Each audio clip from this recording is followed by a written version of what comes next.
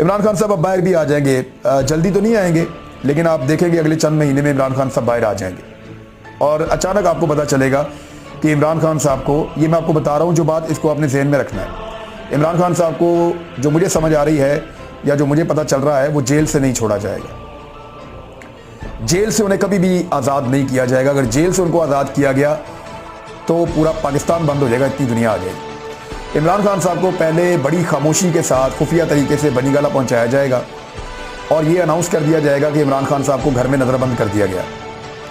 फिर आहिस्ता आहिस्ता वहाँ पे सहूलत फराहम कर दी जाएगी कि ज़रा थोड़ा सा इमरान खान साहब वॉक शॉक कर सकते हैं, और फिर अचानक एक दिन फैसला आ जाएगा इमरान खान साहब की सारी ज़मानतें मुकम्मल हो गई हैं, अब वो एक आज़ाद शहरी हैं। इमरान खान जो है वो इस वक्त एक इतनी बड़ी शख्सियत बन चुके हैं सियासी नुक्ता नज़र से कि उनका कोई कंपैरिजन नहीं है। आलमी मीडिया उनको एक केस स्टडी के तौर पे बयान कर रहा है कि he is a case study.